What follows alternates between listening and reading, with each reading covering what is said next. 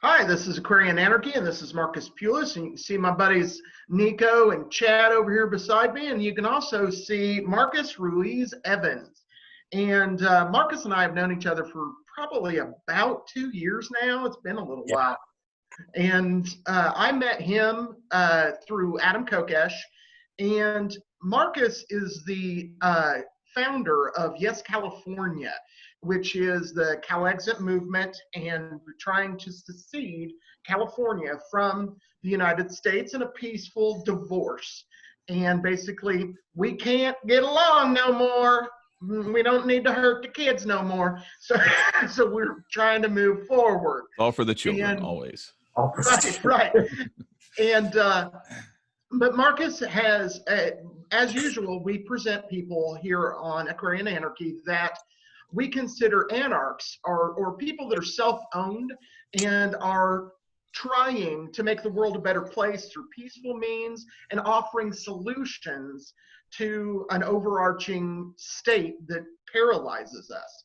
And that doesn't necessarily mean we always agree about what that looks like, but we should be able to come together and work together to help each other find a better and more peaceful world. So Marcus, do you want to explain kind of your organization and what you're trying to do and maybe the things that you're working on right now? Yeah, first I need to have a cup of coffee here. No problem. I love it. There it is. He's got it on the bottom. You have your swag everywhere in there. Sorry, guys. Addict here. Yes. So that was my plug to show you we are legitimately grassroots. Sometimes people see other things and they think, you know, we have $1 million. We're able to shoot and punch far above our weight. A lot of the times the rumors that we had were based on the fact that we simply did too good. And they were like, you have got to be backed by insert bad guy. You name it. On the conservatives, they had their list of bad guys. On the liberals, they had their list of bad guys. And I got to tell you, apparently a bunch of people who don't like each other are funding me. I haven't seen a penny. But, you know, there's that. So we are grassroots. Here's some of the stuff we're working on right now. They're going to kill me if I don't get this right. Can you see that? I can. What's it? Your fingers on it. America is shrinking. Got it. Ah, yeah, okay. So that's a button some of our members made. Some of our members also made this. I'm a big fan of that one. California Independence, is that what it says? Yeah. California, I like it.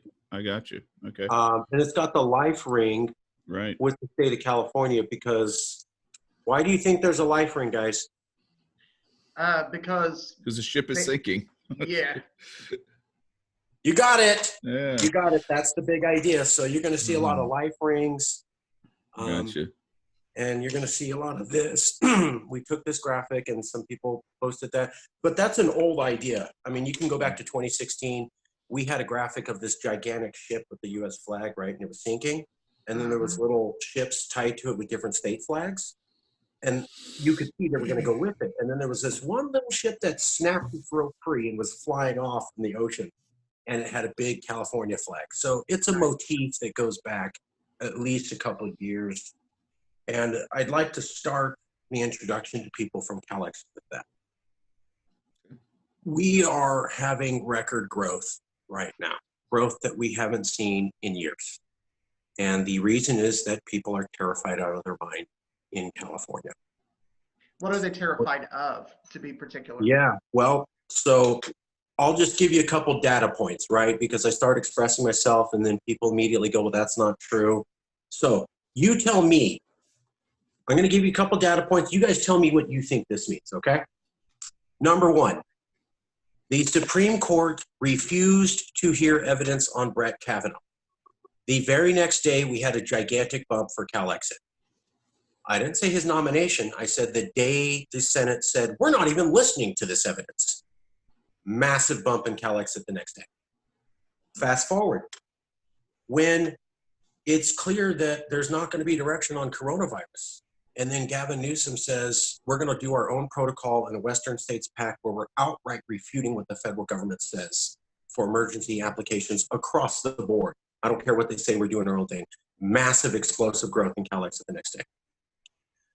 Then they see 21 cities burning because of a problem that Malcolm X described 60 years ago plus.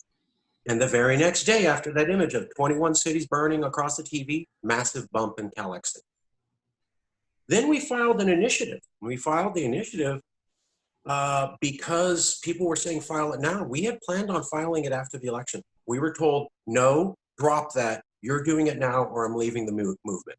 That caused us all sorts of confusion and headache because we moved the schedule up. In fact, the initiative could be released this minute or sometime before today, tomorrow, or maybe on, before this Friday. So it's coming out any minute now. The reason is because we were forced by Californians to move the schedule up after they saw those 3 events, and we didn't have a choice and we were going to have it. Once we filed the initiative, though, something weird happened. Politicians started calling. Bob Hertzberg, 3rd highest ranking Democrat in California, head of the California Assembly and Senate, asked to join on LinkedIn. Jim Wunderman, head of the Bay Area Council, the top 100 businesses across the Bay Area. That means the wealthiest of wealthiest in the Silicon Valley area. He's the guy that represents them. Personally requested to talk about this initiative for about 40 minutes. Wow.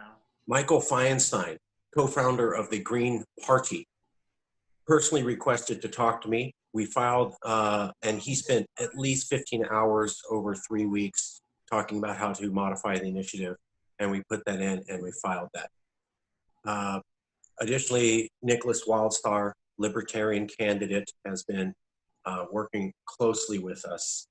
And the point is that if I was on fire in 2017, when we had all the media and all of the members, none of these people would spit on me to save my life. Now they're saying, hey, what's up? Hey, can I talk to you? Can we talk? Now, what's that tell you? Why did we have those bumps on those 3 occasions? And why are people who would have nothing to do with us requesting to talk to us now? Those are all facts. You can interpret them how you want. What do you think that means? I'd be interested in hearing everybody on the show. Nicco. I'll let them answer first. Yeah, Nicco and Chad. If I heard all those big names, I would assume that there's something in the works, like just thinking about it and adding everything that correlates to you thinking that we're about to catch on fire next. So let's hurry up and saw off the rest of this edges before we sink with you. Everybody's just trying to. Oh, go ahead. No, go ahead. Finish. I thought you were finished. I'm sorry. Go ahead. No, I was. Oh, okay. Okay. No. So my thought was that there are some people who see this as like the only solution to where they see the rest of the country headed, and not being pulled down with that you're seeing an era of desperation maybe on the parts of some of these folks that they before thought, no, we'll just keep doing things the way we've been doing them, and you go have your little pretend secession movement, and we'll take care of all the big boy work. And now they're seeing the country's on fire, and they're like, hey, it's kind of like you were the preppers, and they didn't think they needed to have any supplies, and then now all the grocery stores are shut down, and they want to come knock on your door to see if you have any food or toilet paper to help them out. Is that so? I'm gonna throw out my opinion. You guys, what you say? Right, I'm gonna throw my opinion out. Nicco, Chad, Marcus. Yeah, exactly. I'm going to use a quote that these guys already know because I use it all the time. And it's from John Locke. And he said, there is nothing that brings people into seditious commotion but oppression.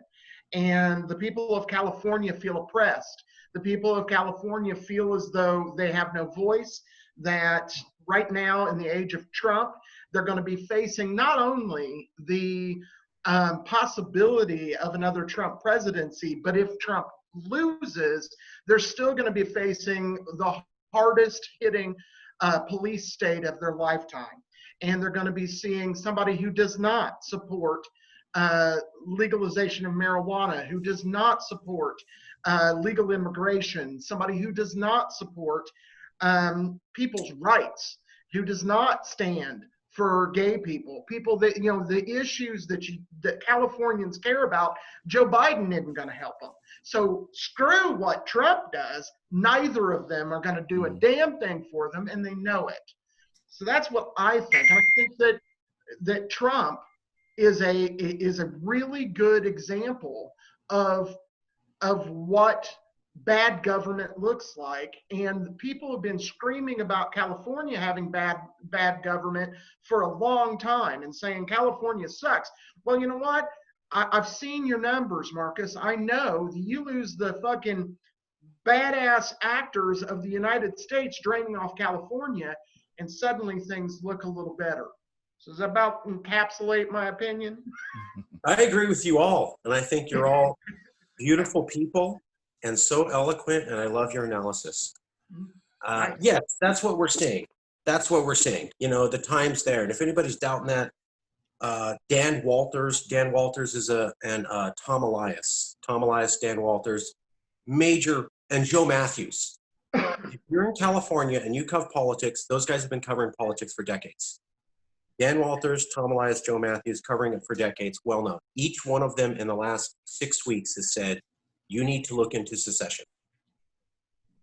What's that say? People have been covering politics for 3 decades, and all of a sudden they go in the last 6 weeks, we need to look into this. Now, they didn't say they were fully supportive. They just said, wow, we should look into this. And maybe we ought to look at that. why would they say that in the last 6 weeks when they've said nothing like that for years? Why would these major policy thinkers say stuff like that? I would take a stab at the dark and say that, one, Brexit didn't go to hell. One of the things you remind me of, to a degree, is Nigel Farage. I mean, obviously you have different stances and what have you, but when I remember following Nigel Farage, this is back when I was conservative and not an anarchist, but I remember just loving him, not necessarily because of what he was talking about, but because of how he was saying it, and thinking there's no way in hell this dude is ever going to get Britain to leave Europe. No way that's going to happen. And then it happened. Mm-hmm. We lost Nicco. He'll be back. Yeah. This is So sorry. This happens sometimes, Marcus. Yeah. It's tech. Yeah. Tech's there for you to push on. Right. So I think. Go ahead, Chad. I was going to ask. So, one of the things that we talked about, because we talked about this this issue a few weeks back when the idea of you coming on was presented by Marcus, that I don't know if you're familiar. I'm not sure how California politics has been over the last several decades, but I live in Louisiana, and in the South, there are a lot of these, like in East Texas and all over Louisiana and different other states around. You have a lot of these counties and parishes that still prohibit alcohol. And whenever there's an initiative on the ballot where they may be deciding to reverse that and become a wet county or parish instead of a dry county or parish, you have this weird sort of coalition that develops between all the church leaders in the dry county, and like and the same thing happens with casinos. You'll have all the religious folks who are against the casino or the alcohol, and then you'll have the people who run the casinos or run the liquor stores in the neighboring counties who are like, hey, we're gonna lock arms with the churches and say, yeah, keep this place dry, or keep the casinos out of there, because if they have a casino of their own, they won't come to ours. Mm-hmm. And so I'm wondering if there's if you guys have had anything where you've been approached, or if you have approached to try to develop that sort of coalition where you have say folks who maybe there's some people who are like, yeah, cool, we'd rather California not be part of the U.S. too. To maybe say, hey, look, cool, we don't want to be here either. Let's just part ways peaceably, and we both get what we want. Just like I've always found it bizarre that there, when one of the other states, say Texas wants to secede, and people are like, oh, you're racist, and I'm like, well, if you think they're racist, why do you want them in your house? That's a good point. Like what's the point of keeping this stuff around? That if you have a disagreement and you don't want to be a part of each other's soup bowl anymore, what do you gain from forcing each other to stay together anyway? And so I'm wondering if that has been either an outreach approach of you guys, or if you've had other people reach out to you to say, hey, look, we may not see eye to eye politically, but no offense, but we'd be cool if y'all weren't here either. I don't know if that's because it's sometimes strange bedfellows actually make for a good way to get something done. Yeah, you're very right. You're so right, more than you know. In the last 2 weeks, the Republican National Convention made California the official epitome of what not to be. That's now recorded amongst political magazines. So you have an entire party, and their centerpiece for the campaign is "Don't Be California." So the California hate's at the highest, most tangible and concretized level we've ever seen. There's never been a convention based around that idea. They just did it, and that's well recognized. Additionally, you have Ann Coulter, who said, "Go and let them go." There's a Abbeville Institute, which is a South Carolina-based secession organization. Did a podcast recently, I think, or someone associated with the Institute, who said, vote for Trump to get rid of California. And then finally, Tim Pool, famous social media star, about 650,000 followers, said that this week on Twitter.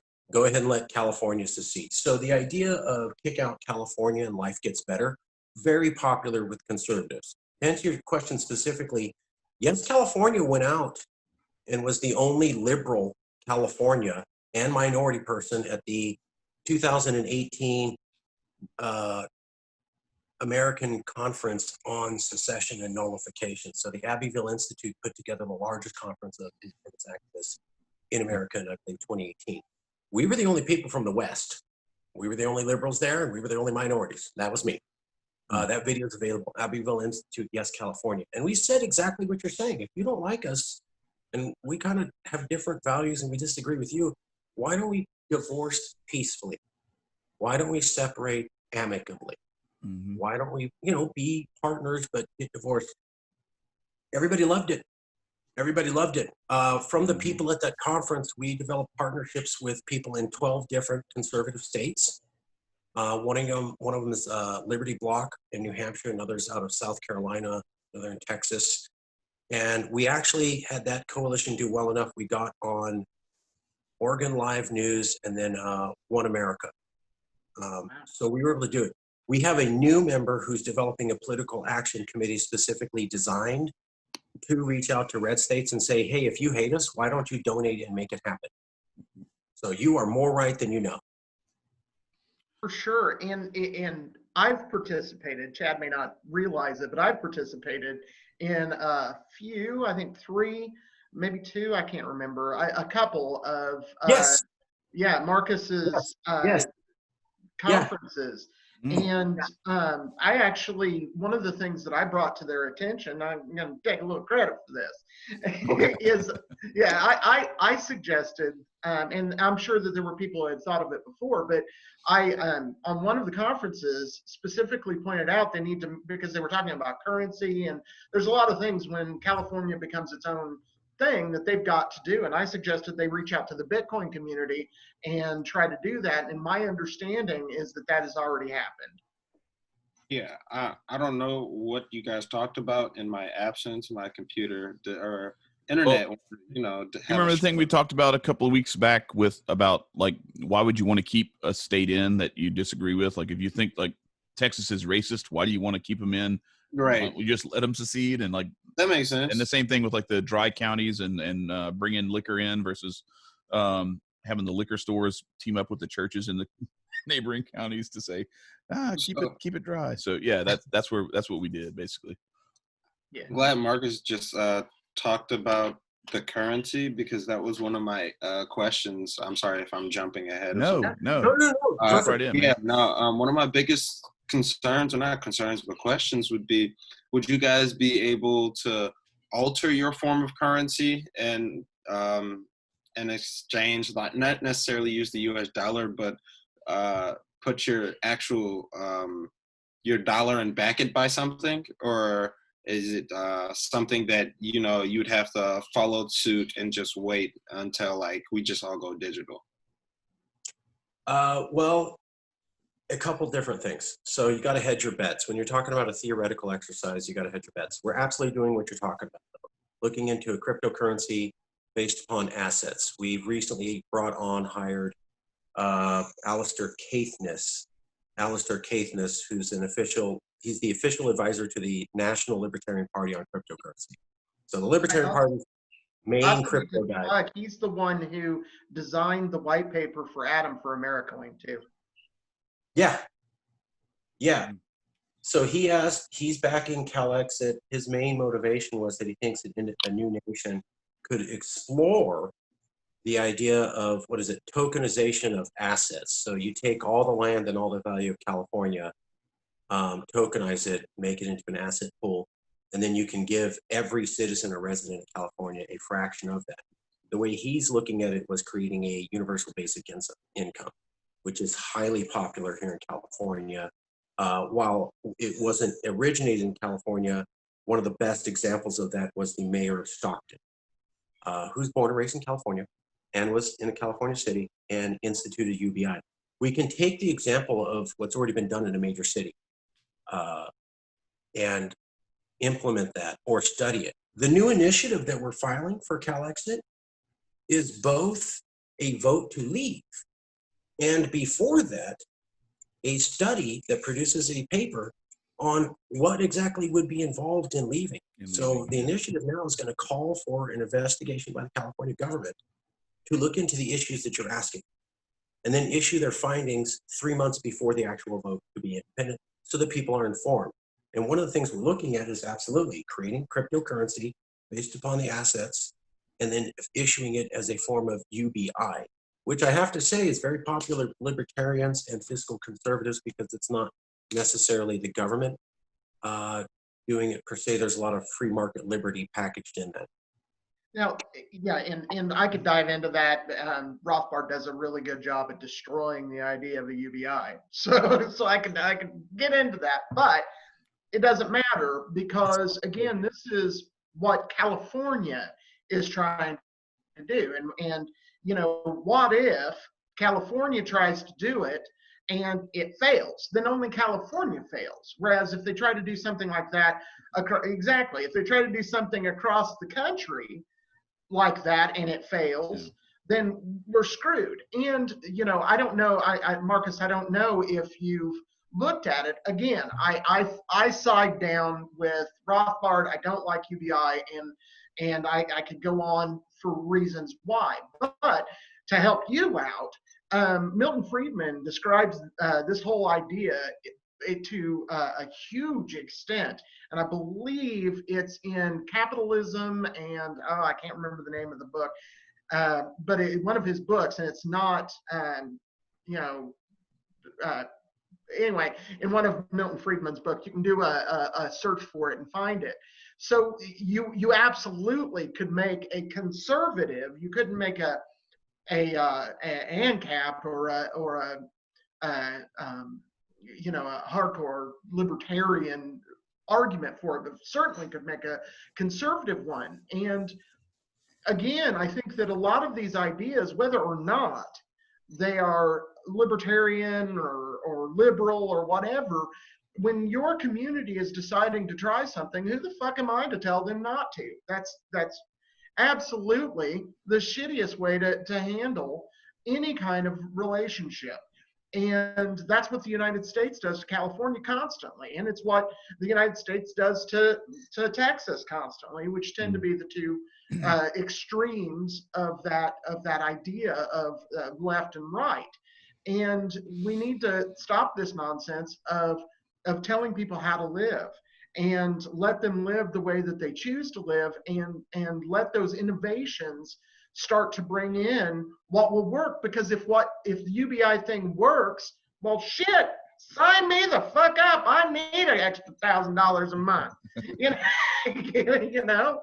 Well, so I want to introduce something into that, and then also I want to follow that up with a question about further secession beyond once California secedes within California.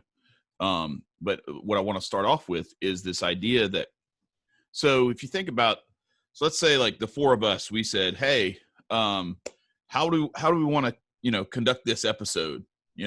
We kind of come to a little agreement. We don't have to talk about it too much because there's only four of us. We come to a pretty solid agreement and we start the episode. That's what we did tonight. This is the first time I've ever met Marcus, not you, Pulis, but yes. But this is going pretty well so far, right? So imagine instead if we had 1.5 million people, then imagine if we had 300 million people, and we all tried to. So the broader you try to draw these things, what you end up with is instead of California getting to try their version of tokenization of assets, dividing the land and doing however they want to do it. It's a small enough group of people that it's not the whole 330 million, 350 million people in the US. Okay. It's a smaller subsection of people. And the smaller that gets, the more likely you are to, number one, come to an agreement more quickly where everybody can say, okay, yeah, I can get behind this. And number two, you're much more likely to end up with the opposite of what I'm about to describe, which is what always happens when we have this massive group of people all trying to figure out how to compromise on what we're going to agree to do together. Is that what generally happens is the best solution is nobody gets what they want. Nobody gets what they want. Everybody is a little bit pissed off, somewhat equally pissed off. And so you end up with this huge albatross that nobody really wanted, but somehow we're all paying for. It doesn't serve our needs, and it ends up serving the needs of whatever politician pushed it through. And if you allow people to remove themselves and you allow people to say, hey, look, we're willing to remove ourselves from this massive group of people into a smaller, still large, but a smaller group of people and see if we can make this work. And if after we do that, if that doesn't work, we can break up into even smaller pieces until we get to the point where the people get more of what they want out of the system that they're trying to institute, instead of trying to make California, Idaho, Maryland, Maine, Florida, and Texas all agree on something. Because beyond just geographical and cultural differences, you have just the distance and the how far apart people are. It makes for some of this stuff being somewhat clunky. I mean, I know we're in the internet age, but it's still you still have physical goods that need to be moved, and it seems to me like it's so much more amicable when as you continue to reduce things in size and you get to a smaller, closer knit group. So that leads to that question that I had. Is there, because I know that California is not a monolith either, right? Any more than the US is a monolith. California you have different groups of people within California who think different ways, and there's different cultures to a certain degree, right? You have sort of. Okay. So I'm just wondering, is there anything, had there been any talks about where do you go from here? Let's say you're successful at this. Is that the end of it, or is there an openness to even NoCal, SoCal sort of split, or some other sort of split beyond that, where you get a little smaller segments, I guess? Good question. Good question. Tim Draper has proposed twice to split up California. That was in the news. I'm sure you all saw that. And, actually Calexit started opposing Tim Draper's initiative in Okay. his original one. Then he proposed it again. So our So first this was act- keeping California in the U.S., but just splitting it into 2 states. Yes, sir. Yes, sir. Oh, Yeah. okay. Yeah. Okay. So Okay. it was keep it in the U.S. So to this split was it. like almost a counter to that. Like, no, let's just break the whole That's state. exactly free. right. Yeah. That's okay. exactly Okay. right. Calexit started by saying better together. Okay. We had a bear, and we literally took a California bear and printed it out on an 8.5 by 11 and wrote better together. And then we went to the Tim Draper sign-in booths and did protests. And that was literally the first act of Calexit February 2014 in Fresno County, where I'm at now. So this goes way back, and this is an idea. There's been interest in creating states within a new nation. So Jefferson State, NorCal, SoCal, CenCal, Coastal, Inland Empire, etc. states, so that a entire region would then have 5 governors that report directly to the president, giving people of Jefferson and the Inland Empire a much more greater amount of representation than they have now. Right? They have a few members that get to go to the Senate and the Assembly, and then they're swarmed by so many other votes. So like all of Jefferson gets just a few people who actually get in the government, and there's a couple hundred beyond them. So they're able to be swarmed out. If there were states within the new nation, you then cut past the whole chain and say, well, you get a guy who speaks right to the governor. Mm-hmm. They don't have anything close to that right now. Gotcha. Willie Brown was a legislator, and he proposed super regions in the 80s, which would be a similar idea. So that idea goes back to the 80s. People have talked about it. Michael Porter, the international economist, has said you should have economic strategies based upon regions. Absolutely true. A lot of interest in it. I would say, though, there's a difference between that and splitting up California. Mm-hmm. So they've had this idea. Tim Draper's initiative proposed. That thing's been surveyed twice, and it was like 67, 73%, 75% said hell no. So there is no love for that idea at all twice amongst the voters. And the key thing is voters are more conservative than the regular Californians. Regular Californians don't like that idea. Now, Jefferson does. Jefferson is in the far north. And that gets to, do we all think alike? Basically, the overwhelming majority does. So 70, 80%, yeah. Okay. You have That's a big people number. Yeah. You have people in the mountains who don't. But all of the flat urban area where the majority of people are and can support large populations basically buys whatever we're drinking out here. That's one of the things.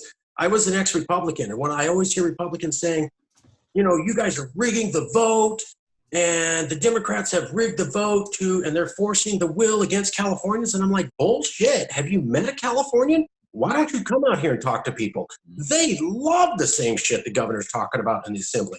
Maxine Waters, go to LA.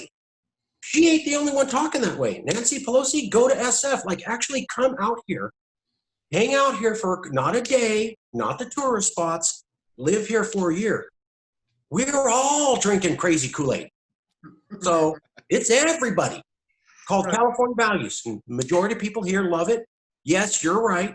You go up into the mountains, that's where you find the people who don't like it. And they also kind of they say we stand for Trump, which, right or wrong, if you said you stood for Trump, you are an anti-Californian in California. You don't have to like that, but that's the way people view things here. So the people who are the outliers have really made it clear that they have nothing in common with the others here, and everybody else paid attention and will remember that. Sorry, that's the reality out here. I didn't make it that way. I'm just reporting. Yeah, and the thing is that all makes sense. And, that's why, for instance, when Adam was talking about the United States breaking up into 50 different states and localization, it's where everybody is involved in that. That's why that was the first step. And because, for instance, once you back it down, for one, it's a hell of a lot less scary to people. Like, you already have the California, tribal, this is our state, this is, that kind of stuff. And so you already have that. But you also have cohesiveness. And to me, it would be whatever works best for that community. And what I would pose to kind of back up what Chad was saying, if there was a sizable, just you personally, Marcus, if there was a sizable amount of people, like say something, it all happened, and then California, this is probably 10 years down the line, and you're seeing, like, let's say Orange County starts saying, oh no, we don't fit, we don't work.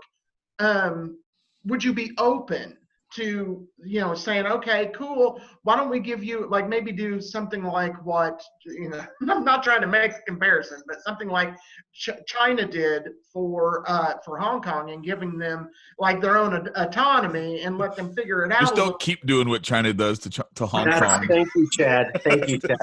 Just stop right at when you let them have their own thing, and then leave them alone. Exactly. That's literally what I was thinking. Same thing. Yes, the way China was a few years ago. Yes. Yeah. Would you be open to, like, let's say you're President Ruiz-Evans, and you're seeing come on, that is a real possibility. Okay. We'll talk real politics. I'll answer real politics, sure. Yeah. Well, what I'm saying is, when we were pitching the localization stuff to libertarians, one of the things I've said to people running for governor, I said it here in Indiana, was you do realize that if Adam wins, granted that was going to be a unlikely situation, but if Adam wins, that means you are in essence the president of Indiana. And what do you do from that position? So would you, at least if you had a contingent, and I'm talking about a large contingent, I'm not talking about some crazy wacko going, I love the US, Trump rules. I'm talking about real people doing their thing, and it's a sizable amount. Would you consider saying, okay, cool, let's move in that direction, see what works for your community? Would you be willing to look at that? So first, I will answer that. I just want to say, Nicco, great question. Alistair Caithness is going to love that. Please keep talking about cryptocurrency in America. We can come back to that subject. I had a few disagreements on your economic policies, Marcus, but let me get to the question first. Okay. So I personally would say yes. Me, Marcus Ruiz-Evans, I would say yes, because I think you can't ask and say people have the right to vote and then deny someone the right to vote. I don't buy that. I don't think that's fair. However, is everyone in California going to go for that? I don't know. We had the open cities protests, and those cities that did that are really kind of put a target on their back. And I got to tell you, up to down, interior, exterior in California, it was like, oh, I heard about Huntington Beach. I'm here in Fresno, and people were like, oh yeah, Huntington Beach. And in the Bay Area, they were like, Huntington Beach. And in LA, they were like, oh yeah, we heard about Huntington Beach, wink, wink, wink. So me, yes, I think you should do that. Will Californians go for that? Not the way things are now. Yeah. Also, I will say legally, there's no legal basis for that either. So you can say if secession by permission from Congress is legal, you can say maybe there's a way for unilaterally at the UN treaty. But when you look at the law, counties and cities exist because there is a California. They don't exist independently. California exists because it was here before America, and then it was superseded. So if California was someday legally not part of America, it reverts back to its previous status, which from 1836 to 1846 was independent from Mexico, and there's treaties saying that. When it was absorbed by America, America said, we recognize you, California. So if California were to leave unilaterally or through a mention of the vote, there's no legal basis for a city or county becoming independent. They don't effectively exist in law independent of California. So they would have to. So I'm just saying that massive legal hurdles and massive political hurdles. Yeah, but we'll I shoot think them I at the- think I think the premise, because so like back to what when Marcus and I were both working on a volunteer basis, mostly for Adam. The idea was once you start the ball rolling downhill, right? Of like, hey, we did this. We seceded from America. This is a possibility. We can actually do this. Then the seed has been planted in people's minds of like, hey, why does it have to stop here to a certain degree, that it can lend itself to people being open to, if there's a big enough, and like Marcus said, not just not just like 3 people saying, hey, we want this neighborhood to be, independent of, and you can't, like it's you get a big enough contingent of people where they say, okay, look, I don't know, Irvine or something like, one of the more conservative, I guess, if they say, hey, look, we don't like President Pelosi or whatever the case may be, we want to do our own. I'm assuming that, Yeah. like I'm not gonna. I about threw up, Chad. I know. Well, and I don't know how everybody feels about Pelosi, but anyway, but right now anyway, she's popular out here. Whether she is or she is not. She is not popular. Oh, she's not popular. Okay. At this particular moment, I'm not taking a stance. I'm just saying what I'm hearing. You're getting That it down, Marcus. that hair barber thing. I went outside my door and there was people yelling about her. So that's bad. Now, I am not taking a stance if it was a setup or not. I'm just reporting what I'm hearing. Just a little side thing. Yeah. So I guess the my thinking there is, once you start the momentum in the direction of getting smaller and being able to, if you have a legitimate difference of opinion that is strong enough to say, hey, look, because most of the time, a lot of these things are like, look, man, this isn't the way I necessarily want things to go, but it's not worth it, just like a marriage or something like that. It's like, look, I don't appreciate what you did, but I'm not going to leave you over it. Then when there is something that's big enough, it's like, that's it. I'm out of here. That there's that line that gets crossed at some point. I know there's kind of a gray area in there, but I guess that's kind of my thinking, is that as you start in that direction, you almost inevitably eventually lead to possibly having some smaller pockets. But if what you're saying holds with the kind of the individual sovereignty within California, then if each different locality is kind of allowed to sort of do their own thing and have some of that sovereignty on their own, but still be part of the larger, state of California, then you're probably not going to have a lot of those issues. Because that's like what we were talking about before. There's state, or there's parishes in Louisiana that are still dry, that still don't have alcohol. Like Louisiana didn't say, no, look, you have to stop prohibiting alcohol, otherwise we're not going to let you be part of Louisiana anymore, or we're going to come arrest your mayor and whatever else. No, it's just you let those little, smaller pockets do their thing, and by and large you're still California, but you still have, Sacramento is still Sacramento, and San Fran is still San Fran, and San Diego is still San Diego, and you have all these different little pockets where each one kind of does their own thing on a subtle level. So we've believe it or not, guys, we've gone on now for about 50 minutes. Oh, dang. Yeah, we sure have. Okay. Yeah. But I want Marcus to be able to get back to, because he had commented that he wanted to kind of address some of the Bitcoin thing. Yeah. Brought up. Well, let me answer Chad's question real quick, and then I'll go right back to the Bitcoin thing. So a lot of people have said that there is definitely recognition that the rural areas in California, basically the Inland Empire area near San Bernardino, Riverside Counties one, and then also Jefferson in the far north, are not getting adequate representation.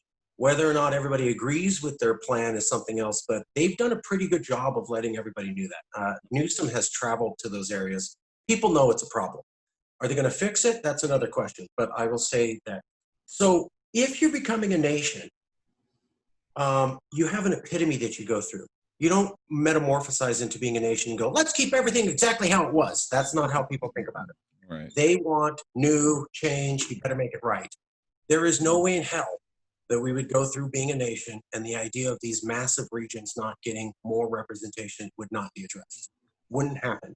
If we look at Willie Brown proposing regions, and we've talked about this in Calexit, people like states.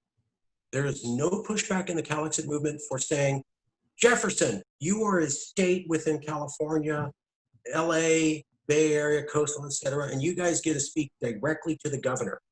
No thing. You get one person and the governor, he calls, governor picks up, he or she. End of story. They have nothing close to that. It goes through the assembly and the Senate, gets blocked, and nothing even gets to the governor. This supersedes all that and goes right there. So that would be massively different. And there's a ton of support for that. But to answer your other question, basically when you look at secession, I'm not going to argue this. People with money have to agree. End of story.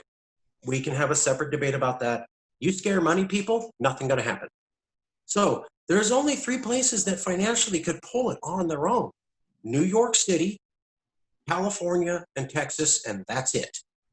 No place in America could pull it off. They just financially won't have it, and so nobody's really going to take that seriously. Scotland was able to do it because they had their own financial center and capital, and Scotland really only pursued independence after they found oil, money. Also, you have to have a cohesive identity. Californians do.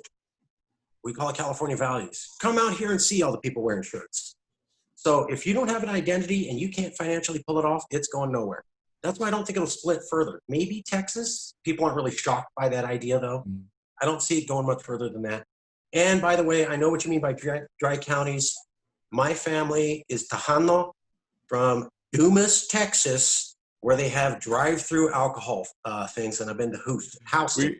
We have those too. We have drive-through daiquiri shops where they just hand you a styrofoam cup with a piece of tape over the little straw hole for the lid. It's like it's not an open container if that piece of tape is on there.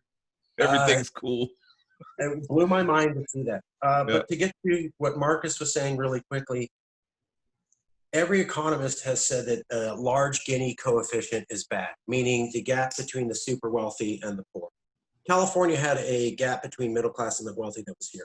We came through the recession, but the gap then has exploded to levels never before seen in human history or the economics since the beginning of Smith wrote his book. Nobody is saying that's sustainable. No one. So the question is, how do we raise the middle class earnings? Well, other than forcing all these companies to raise wages, we have to inject some money into the middle class so they can buy products. You do not have a middle class able to buy products, you don't have a good economy. Every economist has also said that too.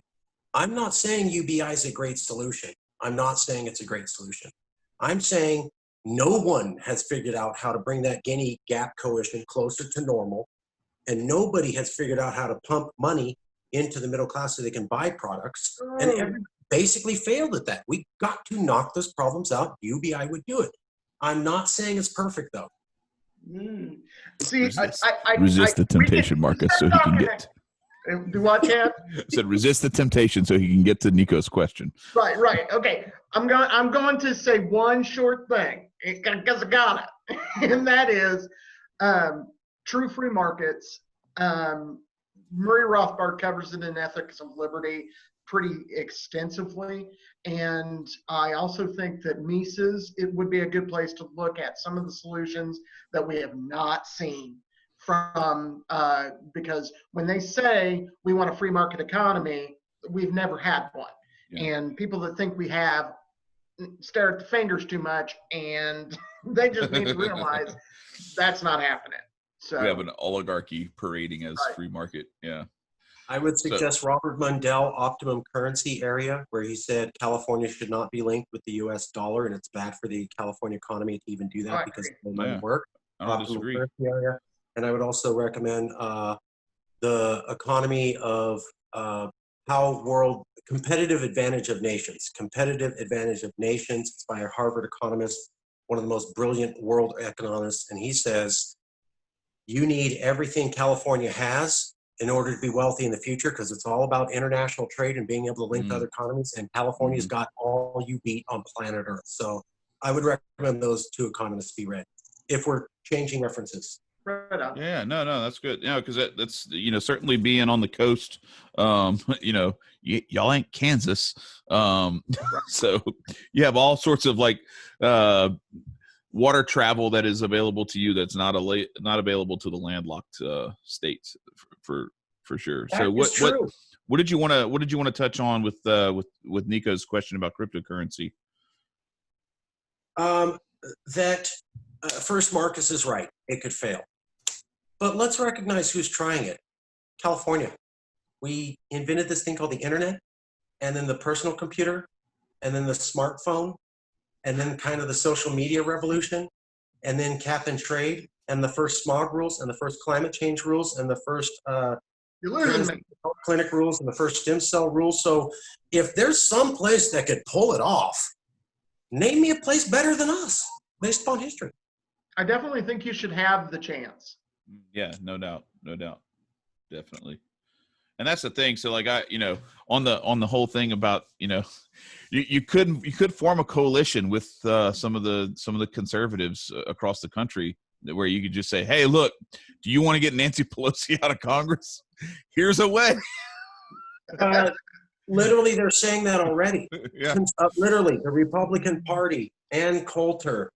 There's been 4 aides to Donald Trump, including Wayne Allen Root and Sean Spicer, who literally said, let's get rid of California. All we need is for conservatives to really start talking about it and realize that Californians will do it. The thing that conservatives don't get is you keep talking trash on California. Right. They'll just do it because we're crazy like that. Fine. Californians will not gone. tolerate being insulted. They will lose their shit, and they'll just do it out of spite. Talking to me? You're talking to me? Oh, it's dude. Yeah. Conservatives, you want California out? Just keep talking about it and talking trash. They'll do it all on their own. Right. You know they will. For sure. Nicco, did you have anything you wanted to polish off on that with the thing about the currency and everything? With currency, or with anything else? I don't know. I didn't want to. I just. I was wanted to hear from. I you. read over the draft of whatever the document. We're just going to call it a document, Nick. I was reading through it, and the section 222 composition of the commission. I read through it, and it said the 10 males, 10 females, 8 Latinos. 7 Caucasians, and then there was the Asians, African Americans. Is it because of the population and how it goes? Okay, that makes a lot of sense, because I was like, this is not equal. But yes, thank you, Nick. Thank you, Nicco, for looking at the initiative. You're absolutely right. It's reflective of the population in California. Demographically based upon the 2019 census. It is not equal in the sense of being equal. We were trying to show that the investigation into how California could be independent was from real Californians. And so we wanted to make sure there was a diversity of opinions in there. We also, thank you, Nicco, for reading that the initiative was, I'd like you to read a little bit further down, because we took language from the Citizens Redistricting Commission. So the Citizens Redistricting Commission from California redrew all the voting lines. It was called the most fair revoting districting process in all of America, and it has been studied by the UN.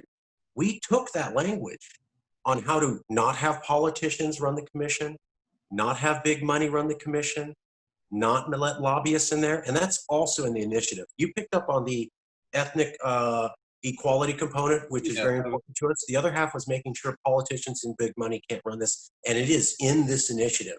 That commission is not going to be bought and paid. Yeah, and one of the things that we here at Korean Anarchy we try to do, honestly, Marcus, is we do try. Like I read the initiative as well, and we try to present your information. So for anyone who is watching this, go to the notes. I will link, or It's gonna be actually in the show Chad notes. Yep. will Yeah. link that in It's the gonna be in the show notes. Yep, for sure. And, Love you guys. Love you, Chad. Love you, Nicco. Yeah, Love yeah. you, Mark. yeah, and what I said this the other day when Adam interviewed me, and I was talking, I was like, yay! So, but I also talked about Marcus and this show in particular, and why I thought it was important, because I do think it's important, is that we have to get together with people that disagree, and we have to talk to people about ideas, because that's how we learn. You know, I haven't always been an anarchist. I haven't always been, thinking the way that I think now. It took, time to come up with these ideas and influence from other people. And I think that Marcus and his movement have a lot of really good ideas that people in Texas, in New York, or in Nebraska can come to conclusions and figure out that we don't have to be united as one government, to use Adam, but to be united in American values and to be united in decency and those kinds of things.